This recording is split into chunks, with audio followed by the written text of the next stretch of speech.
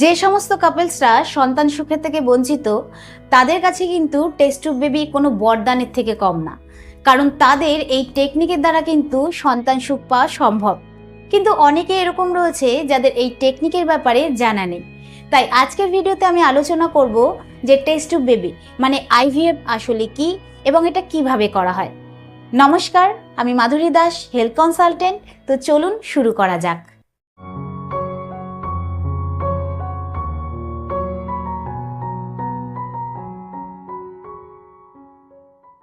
সবার প্রথমে জানবো যে আইভিএফ আসলে কি। আইভিএফ মানে হচ্ছে ইন ভিট্রো ফার্টিলাইজেশন। ইন মানে হচ্ছে ভেতরে, ভিট্রো মানে হচ্ছে গ্লাস বা কাঁচ, আর ফার্টিলাইজেশন মানে হচ্ছে ডিম্বাণু শুক্রাণুর মিলন হয়ে বাচ্চা তৈরি হওয়া। তো পুরো কথার এটাই মানে দাঁড়ায় যে কাচের ভেতর ফার্টিলাইজেশন হওয়া বা বাচ্চা তৈরি হওয়া। আর এখানে যে কাচের কথা বলা হয়েছে সেটা কিন্তু হচ্ছে টেস্ট টিউব, আর এর মধ্যেই বাচ্চা ফার্টিলাইজ হয় বলে একে টেস্ট টিউব বেবি বলা হয়। তো ন্যাচারাল পদ্ধতিতে যখন প্রেগনেন্সি হয় তখন কিন্তু মহিলাদের বডির ভেতর যে এগ রয়েছে সেই এগের মধ্যে স্পাম প্রবেশ করে সেটাকে ফার্টিলাইজ করে। ফার্টিলাইজ করার পর ইউটেসের ভেতর যে এন্ডোমেট্রিয়ামের দেয়াল রয়েছে সেখানে গিয়ে সেটা আটকে যায় এবং সেখানে সেটা ধীরে ধীরে ডেভেলপ হতে থাকে। কিন্তু যদি কোনো কারণবশত ন্যাচারাল প্রেগনেন্সি হওয়া সম্ভব না হয়ে থাকে তাহলে কিন্তু এরকম পরিস্থিতিতে বাচ্চার জন্ম দেওয়ার জন্য একটা আর্টিফিশিয়াল মেথড মানে পদ্ধতির সাহায্য নিয়ে থাকা হয়, যেটাকে আইভিএফ বলা হয়। তো এই আইভিএফকে কিন্তু অনেকেই টেস্ট টিউব বেবি বলে থাকে, অনেকে আবার টিউবের ভেতর বেবি বলে থাকে, অনেকে আবার কাচের ভেতর বেবিও বলে থাকে, কিন্তু এগুলো সব একই জিনিস। তো টেস্ট টিউব বেবি টেকনিক এমন একটা মডেল টেকনিক যার দ্বারা মহিলাদের ওভারির থেকে একসাথে অনেকগুলো এগ বাইরে বের করে নেওয়া হয় এবং সেটা ল্যাবে নিয়ে গিয়ে স্পামের সঙ্গে ফার্টিলাইজেশন করা হয়। এরপর যখন সেটা এমব্রায়োতে পরিণত হয়ে যায় তখন সেই এমব্রায়োটা নিয়ে মহিলাদের ইউট্রেসে ট্রান্সফার করে দেওয়া হয়। তো এমব্রায়ো মানে হচ্ছে বাচ্চা। তো ন্যাচারাল পদ্ধতিতে মহিলাদের প্রত্যেক মাসে মানে প্রত্যেক পিরিয়ড সাইকেলে কিন্তু একটা করেই ডিম্বাণু তৈরি হয়ে থাকে। আর যখন এটা ফার্টিলাইজ না হয় তখন কিন্তু মহিলাদের পিরিয়ড হয়ে যায়, আর যখন এটা ফার্টিলাইজ হয়ে যায় তখন কিন্তু মহিলাদের পিরিয়ড বন্ধ হয়ে যায় এবং প্রেগনেন্সি হয়ে যায়। কিন্তু টেস্ট টিউব বেবির ক্ষেত্রে এই একটা এগ দিয়ে কিন্তু ডাক্তাররা কাজ চালায় না, কারণ হতে পারে সেই এগে কোনো রকম প্রবলেম রয়েছে বা সেটা ফার্টিলাইজই হলো না। এরকম অবস্থাতে কিন্তু তাহলে প্রত্যেকবার একটা করে এগ নিতে হবে এবং বারবার একই প্রসেস করতে হবে। এতে পেশেন্টের কিন্তু খরচাও বেড়ে যাবে। তাই এর থেকে বাঁচার জন্য ডাক্তাররা এই পদ্ধতি বের করেছে যে যাতে অনেকগুলো এগ একসাথে বের করে নেওয়া যেতে পারে।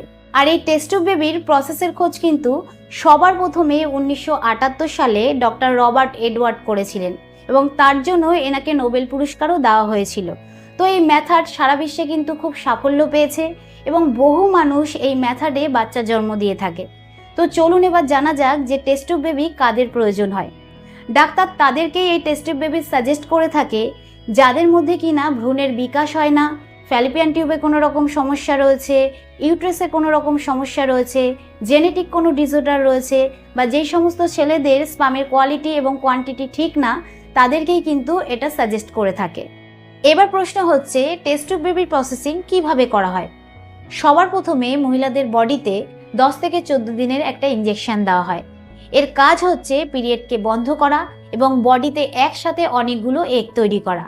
তো এই ইঞ্জেকশনটা কিন্তু হরমোনের হয়ে থাকে, যেরকম হচ্ছে follicle stimulating hormone, FSH hormone. তো এই হরমোনের মাত্রা এক একজনকে এক এক রকম দেওয়া হয়। যেরকম হচ্ছে যার ডিমের কোয়ালিটি ভালো তাকে কিন্তু কম ডোজ দেওয়া হয় এবং যার ডিমের কোয়ালিটি ভালো না তাকে কিন্তু একটু বেশি ডোজ দেওয়া হয়। কিন্তু দেখা গেছে যে এই হরমোনের ফলে কিছু সাইড এফেক্ট হয়ে থাকে, তাই জন্য পেশেন্টকে কিন্তু মাঝে মাঝে আল্ট্রাসাউন্ডের জন্য ডাকা হয়, এটা দেখার জন্য যে তার কোনো রকম সাইড এফেক্ট হয়েছে কিনা এবং ডিম্বাণু ঠিকঠাকভাবে তৈরি হচ্ছে কিনা। যখন ডিম্বাণু সম্পূর্ণভাবে তৈরি হয়ে যায় তখন কিন্তু একটা সুইয়ের মাধ্যমে সেগুলোকে বাইরে বের করে নেওয়া হয়। তো টেস্ট টিউব বেবির প্রসেসিং কিন্তু দুই ধরনের হয়ে থাকে।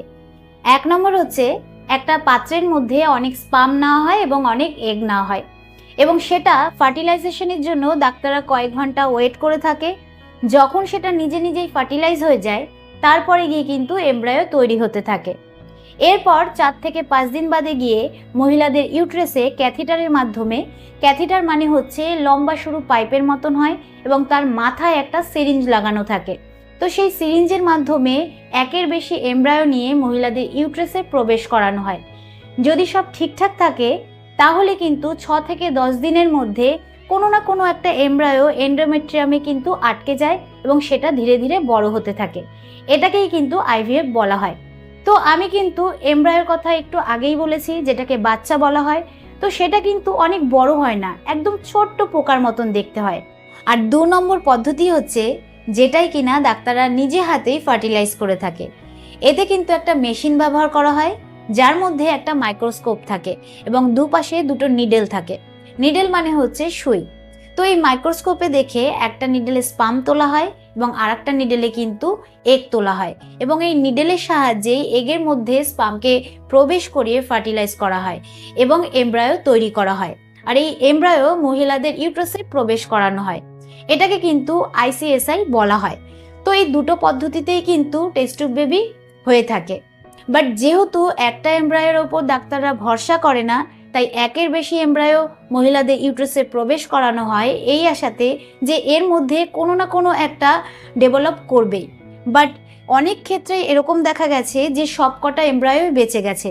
তাই বেশিরভাগ কেসেই কিন্তু টুইন বেবি হয়ে থাকে, মানে যমজ বাচ্চা হয়ে থাকে। তো 35 বছর বয়সের মধ্যে যে সমস্ত মহিলারা রয়েছে তাদের ক্ষেত্রে কিন্তু টেস্ট টিউব বেবির দ্বারা বাচ্চা হওয়া সম্ভব। কিন্তু 38 থেকে 40 বছর মহিলাদের এই পদ্ধতির দ্বারা বাচ্চা হওয়ার চান্স অনেক কমে যায়। আর এই ট্রিটমেন্টের খরচ কিন্তু আলাদা আলাদা হসপিটাল এবং নার্সিংহোমে আলাদা আলাদা হয়ে থাকে। তো ইন্ডিয়া এবং বাংলাদেশের এই খরচ কিন্তু মোটামুটি 1 লাখ থেকে 4.5 লাখের মধ্যে হতে পারে। তো আমি আশা করব যে এই ভিডিওর দ্বারা আপনি উপকৃত হবেন। ভিডিওটা কিরকম লাগলো অবশ্যই কমেন্টে জানাবেন। আজকের মতন এতটুকুই, আবার দেখা হবে পরবর্তী ভিডিও নিয়ে। নমস্কার।